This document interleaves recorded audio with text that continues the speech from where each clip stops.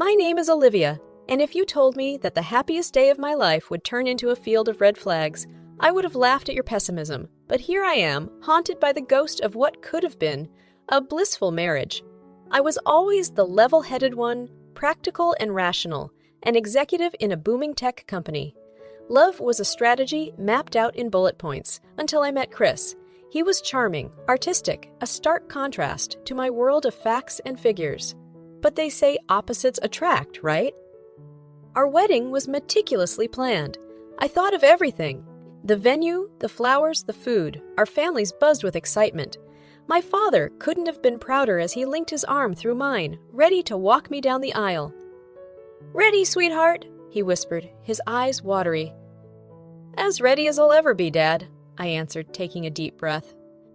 I looked ahead at Chris, standing near the altar. My heart sank as I saw him. I was encased in a beaded gown, wearing a radiant smile, yet his eyes didn't meet mine. They were unfocused, detached, almost as if he were reluctantly fulfilling an obligation rather than marrying the woman he loved. "Smile, it's your wedding day!" my bridesmaid hissed from behind me. As we reached the altar, Chris finally looked at me. His eyes searched my face but didn't settle. The minister began speaking, his words filling the hall, yet my focus was on the erratic heartbeat I felt when Chris took my hand. His grip was limp, uninvested. "Do you, Olivia, take Chris to be your lawfully wedded husband, to have and to hold, for better or for worse, for richer or for poorer, in sickness and in health, until death do you part?" "I do," I said, my voice quivering slightly but full of conviction. The minister turned to Chris, "And do you, Chris, take Olivia to be your lawfully wedded wife, to have and to hold, for better or for worse, for richer or for worse, for richer or for poorer, in sickness and in health, until death do you part?" "I do," Chris replied, but his voice lacked the firmness, the conviction, the love. It was as if the words were dragged out of him. "And by the power vested in me, I now pronounce you husband and wife." Chris leaned in, but his lips met mine with a hesitation that left an icy imprint. The crowd erupted in applause. We were showered with petals as we walked down the aisle together, yet it felt like we were worlds apart. "You all right?" my maid of honor, Lisa, asked at the reception. "You seem off." "I don't know, Lisa. Something felt wrong," I whispered, scanning the room for Chris. He was there, drinking and laughing, but somehow not really there. "Wedding jitters, maybe. Everything's going to be fine," she assured me. I wanted to believe her. I wanted to believe that the man I married was the man I had fallen in love with. But as we drove away that night, the just married sign trailing behind our car, the only thing I was certain of was uncertainty. And so began my journey, a voyage through love, betrayal, and ultimately revenge. It was supposed to be the start of a beautiful chapter in my life, but the opening lines were already tinged with a darkness I could neither ignore nor understand. Little did I know that this was just the prelude and the real story was yet to unfold. Life, in its unpredictability, throws curveballs. Sometimes they're manageable, gentle arcs in the air, and sometimes they plummet towards you like falling stars. I thought maybe the weirdness of the wedding was just one of those little arcs, something I could catch easily and toss back into the field of marital bliss. But when weeks turned into months and Chris still hadn't found a job, the curveball started to feel more like a series of falling stars. Our home was beautiful, filled with modern comforts and nostalgic trinkets. Yet, it was as if a shadow loomed over us. I'd get up every morning and go to work while Chris would stay at home, looking for jobs, or sometimes doing nothing at all. Each time I returned home, I'd find him in the same spot, sipping on coffee or scrolling through his phone. "Any luck today?" I'd ask, keeping my voice as neutral as possible. "No, another rejection. Can you believe it?" he'd sigh, frustration lacing his words. It got to a point where I could no longer bear the tension, the unsaid words that floated in the air between us like pollen. I was succeeding at work, climbing the corporate ladder, but my home life felt like a sinking ship. That's when I decided to intervene. "Chris, how would you feel about working at my company? I can put in a word for you." I offered one evening over dinner. I had cooked his favorite, spaghetti carbonara, in hopes of lifting the mood.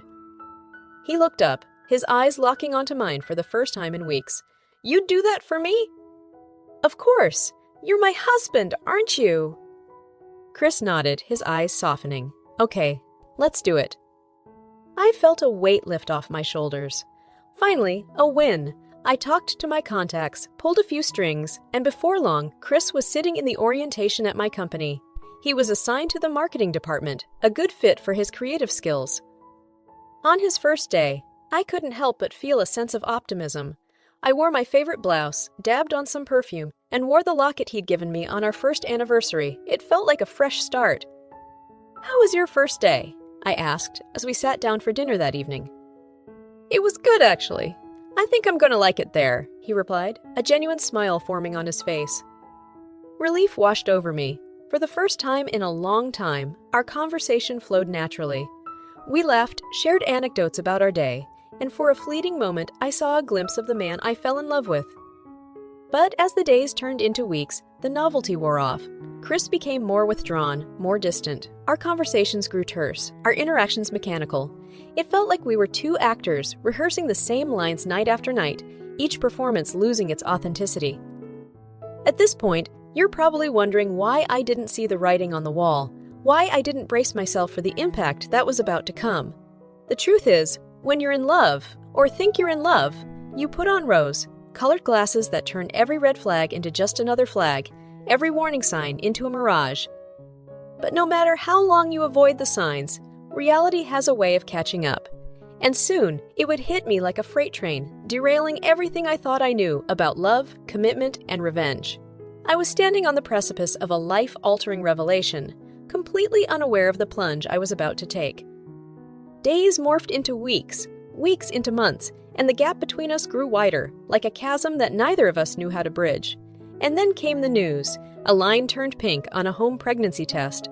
A flood of emotions coursed through me. Joy, fear, hope. Maybe this was the universe giving us a chance, a small flicker of light at the end of a seemingly endless tunnel. My hand trembled as I carried the pregnancy test to Chris. I found him on the couch, mindlessly flipping through TV channels. "Chris, we need to talk," I said, my voice shaking. He glanced up, sensing the gravity in my tone, and muted the TV. Taking a deep breath, I handed him the test. "I'm pregnant." His face went as white as a sheet, his eyes widening. "You're what?" he finally said, his voice tinged with disbelief. "I'm pregnant, Chris. We're going to have a baby," I repeated, hoping the second utterance would bring a happier reaction. Instead, he literally turned pale, setting the test down on the coffee table as if it were toxic. "Are you sure this is accurate?" "As accurate as these things get. I'll go to the doctor to confirm, but I've missed my period, and I've been feeling different lately." His reaction was nothing like what I'd envisioned. There were no hugs, no tears of joy, no laughter, just a palpable coldness that seemed to suck the warmth out of the room. "Chris, say something," I urged. "What do you want me to say, Olivia?" he snapped. "This complicates everything." "Complicates? This is our child we're talking about." He pinched the bridge of his nose, his eyes closed. "I need time to think about this," he finally said. "Think about what exactly? This isn't something we can just ponder over like choosing a paint color for the living room. We have a baby on the way, and we need to prepare, both emotionally and practically." Chris stood up abruptly. "I said I need time, Olivia. This is overwhelming for me." "Overwhelming for you? How do you think I feel?" I was on the verge of tears now, the reality hitting me harder with each passing second. Without another word, Chris picked up his keys and walked out, leaving me alone with silence and the tiny, life-altering piece of plastic on the table. As the door slammed behind him, I sank onto the couch, clutching my still flat belly. What should have been one of the most beautiful moments of our lives had quickly turned into a nightmare. I felt abandoned, utterly alone, even though I was technically no longer just one, but one plus a tiny, budding life. If I had known then what I know now, I would have seen that moment for what it was, a turning point, a pivot on which my life would swing from bad to worse. It was as if fate had thrust into my hands a script I didn't audition for, in a play I didn't want to be a part of. But if life has taught me anything, it's that you don't always get to choose your role. Sometimes it chooses you. I just didn't realize yet how dark my character arc was going to be. And so, as Chris walked out that door, another door swung open, the one that would lead me down a path I never wanted, but had no choice but to tread. The months that followed were a blur, a cascade of events that plunged our marriage into an abyss so dark I sometimes wondered if we'd ever see the light again. Chris came back home that night after wandering aimlessly for hours, but something had irrevocably changed between us. The seed of doubt had been planted, and it was growing fast. I saw my obgyn, and the pregnancy was confirmed. Yet, instead of being a joyous occasion, it felt like a ticking time bomb. Chris was withdrawn, lost in a world of his own, and I felt like an intruder in my own home. When we did talk, the conversations were littered with landmines, uncomfortable silences, unsaid accusations, and bitter resentment. "How was your doctor's appointment?" Chris would ask, barely making eye contact as he sipped his whiskey. "It was fine. The baby is healthy," I'd answer, trying not to let the hurt show in my voice. "That's good," he'd reply, but his words were devoid of any warmth, as if he were talking about a stranger. He started coming home late from work, always with an excuse ready on his lips. A meeting that ran long, a last-minute project, a night out with colleagues. I was on maternity leave and couldn't verify his claims, but my gut told me something was off. "Chris, it's past midnight. Where were you?" I confronted him one night, the sound of our baby's cries echoing from the nursery. "Work! You know how it is," he slurred, his breath reeking of alcohol. "At midnight? Do you think I'm an idiot?" I retorted, my patience reaching its limit. "Look, you wanted me to have a job, right? So let me do it my way," he snapped, stumbling past me into the bedroom. I followed him, my blood boiling. A job doesn't include coming home drunk and neglecting your family, Chris. He turned to me, his eyes cold.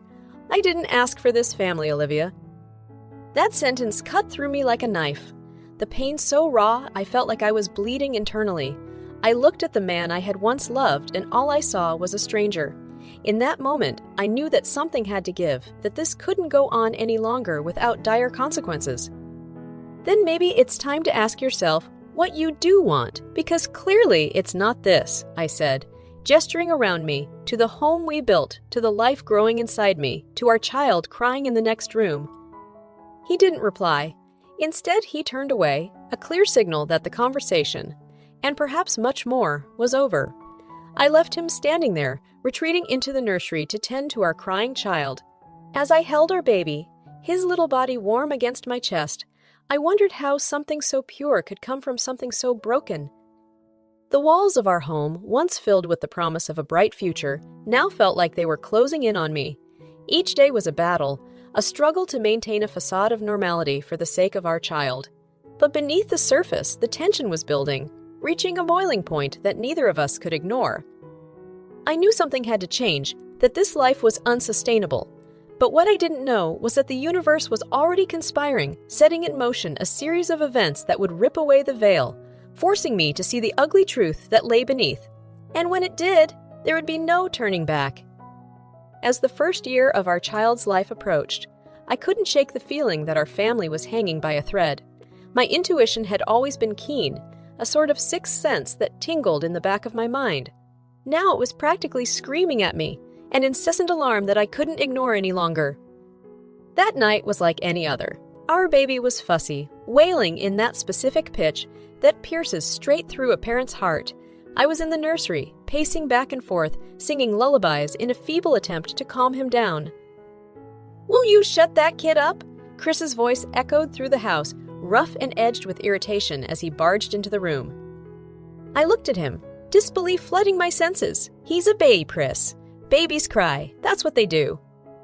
"Well, they don't have to do it all the time," he snapped, glaring at me as if I were the enemy. "Maybe if you helped once in a while, you'd understand that it's not easy," I retorted, the strain of months of emotional neglect weighing heavily on my words. Chris's eyes darkened, a storm brewing behind them. "I didn't sign up for this, Olivia. Any of it." "Neither did I, Chris, but here we are. We're parents, and that comes with responsibilities that you've been ignoring." The tension reached a fever pitch, the air in the room thick with unsaid words and pent-up emotions. And then it happened. In a sudden burst of anger, Chris yelled, "I can't take it anymore!" and stormed out, but not before unlocking the front door and practically throwing me and our son out of the house. Stunned, I found myself standing outside, My baby cradled in my arms, my house, my sanctuary, locked behind me. That was the breaking point, the moment when the dam finally burst, releasing a torrent of reality that I could no longer ignore. Feeling humiliated and defeated, I did the only thing I could think of. I went to my parents' house. They lived on the other side of town, and the journey felt like an odyssey, each step heavy with the weight of my crumbling marriage. When I arrived, the look on my mother's face said it all. This was serious, and something needed to be done. After putting my baby to bed in the guest room, I sat down in the living room, my parents looking at me with a mix of concern and disbelief. "Mom, Dad, I think I need to get a divorce," I finally said, the words feeling both foreign and painfully accurate. My parents exchanged a glance. Then my father spoke, his voice tinged with a sadness I'd rarely heard. "Olivia, we've seen you suffer for a long time. If you think this is the best course of action, we support you." Armed with their support, I knew what I had to do.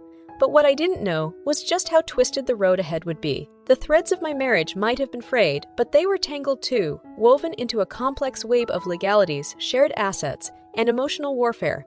And at the center of it all was my soon-to-be ex-husband, Chris, a man I once loved but now realized I hardly knew.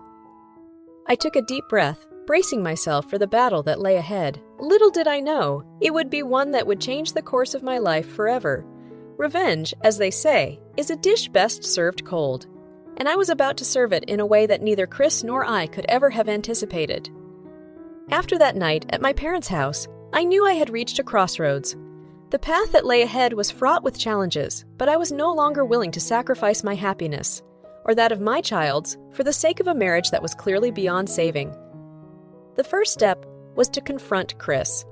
It was going to be uncomfortable and potentially volatile, but it was necessary. I arranged to meet him at a neutral location, a local coffee shop where I hoped the public setting would temper any outbursts. As I sat across from him, his face seemed worn, lines of stress etching deeper into his features. It was a stark contrast to the man I had married and a somber reminder of how far we had drifted apart. "Chris, we need to talk," I began, my voice trembling despite my resolve. "About what? The weather? The latest sports scores?" he retorted, his tone laced with cynicism. "About us. About our marriage. About our child," I said, keeping my eyes locked onto his, willing him to understand the gravity of the moment. He sighed, his shoulders sagging as if resigned to the inevitable. "I can't live like this anymore, and I won't let our child grow up in a home filled with tension and unhappiness. I think we should get a divorce." His eyes widened, though I couldn't tell if it was from surprise or relief. "You want to divorce me?" "Yes, I do. And not just that. I'll also be terminating your employment at the company." He laughed, a bitter, hollow sound that sent chills down my spine. "You're going to fire me too. You're real cold, Olivia." "It's not about being cold. It's about doing what's necessary. You've been coming home drunk, acting irresponsibly. You're not the kind of influence I want in our company, let alone in our child's life." The words hung in the air, heavy with their implications. Chris seemed to deflate, the fight draining out of him. So what happens now? "Now, we go through the legal process. I've already consulted a lawyer. You should too," I advised, determined to keep things as civil as possible. "As you wish," he said, his voice tinged with a sadness that almost made me second-guess my decision. Almost, but not quite. As I left the coffee shop, a whirlwind of emotions swept through me. Relief, sadness, and a tinge of apprehension about what lay ahead. But overriding it all was a sense of empowerment. For the first time in months, maybe even years, I felt like I was back in the driver's seat of my own life. That feeling carried me through the next few days as I set things into motion. I met with her to begin the process of Chris's termination. It was a difficult conversation, charged with the awkwardness of personal matters bleeding into professional ones. But I kept my emotions in check, focusing solely on the facts, his tardiness, his erratic behavior, the complaints from his coworkers. "Are you sure you want to go through with this?" my hair manager asked, clearly uncomfortable with the situation. "I am," I replied, confident in my decision, yet burdened by its weight. The wheels were now in motion, and there was no turning back. My marriage was ending, and a messy legal battle was on the horizon. But for the first time in a long while, I felt a glimmer of hope. The road ahead was uncertain, but at least it was a road of my own choosing. In that moment, I realized that this was not just the end. It was also a new beginning. And as I moved forward, one step at a time, I vowed to never lose myself again, to stand strong for the sake of my child, and to build a life worth living, no matter what obstacles lay in my path. The next few months were a whirlwind of legal proceedings, custody battles, and endless paperwork. My life was consumed by lawyer consultations, court dates, and meetings with horror. But each step was a move toward liberation, toward reclaiming my life. Finally, the day of the court hearing arrived. I walked into the courtroom, my lawyer by my side, and looked across the room to see Chris sitting there. He looked defeated, a shell of the man I had once known. A pang of something, maybe regret or pity, fluttered briefly in my chest, but I pushed it away. This was about justice, not sentimentality. The judge was a stern-looking woman with a reputation for fairness. As she started the proceedings, my lawyer presented our case meticulously, laying out evidence of Chris's emotional and physical abuse, his negligence as a father, and his failures as an employee at my company. I had to testify, and the act of verbalizing all the humiliations, the pain, and the betrayals felt both cathartic and excruciating. Finally, it was Chris's turn to speak. "Your Honor, I won't lie. I've made mistakes I deeply regret, but I've learned from them. I'm willing to change for the sake of my family." The judge looked unimpressed. "Mr. Williams, regret is easy. Change is hard. You had opportunities to make things right, but you chose not to. Therefore, the court has decided to grant the petition for divorce. Furthermore, you are sentenced to 5 years in prison for child endangerment and emotional abuse." The courtroom felt eerily silent after her pronouncement. Chris looked shattered, his face pale as he took in the gravity of the situation. Our eyes met briefly, and in that fleeting moment, I saw a flicker of something. Perhaps realization, perhaps remorse. But it was too late for second chances. After all the legalities were concluded, my parents took care of my son while I went to the office to finalize Chris's termination. My sheer manager looked at me as I signed the papers, her eyes filled with a mixture of sympathy and respect. "Are you okay, Olivia?" she asked cautiously. "I will be," I replied, my voice steady but tinged with a sadness that would likely take years to fully dissipate. And so, the final chapter of my marriage came to a close, not with a whimper, but with the decisive strike of a gavel and the scratch of a pen on paper. Chris was escorted away, his expression a complex tapestry of regret, confusion, and perhaps the dawning realization of his lost opportunities and broken relationships. As for me, the world felt simultaneously larger and more daunting. The horizon was filled with the unknown, yet for the first time in a long while, it also held promise. I returned home, picked up my son from my parents, and hugged him tightly, whispering promises of a better life, a happier home, and all love he could ever need. My parents looked at me, their eyes filled with a blend of sorrow and pride. "You did the right thing, Olivia," my mother said softly, placing a hand on my shoulder. "I know, Mom. It's just the beginning, but at least it's a beginning I can look forward to." The road to recovery would be long, and the scars would perhaps never fully heal. But as I closed the door behind me, stepping into the newfound quiet of my home, a home that was once filled with tension, but now held the potential for peace, I knew that revenge had been served, not through petty acts or spiteful words, but through justice, through the reclaiming of my life, and the protection of my child. And so, I moved forward one day at a time, rebuilding the shards of my broken past into a mosaic of newfound strength, courage,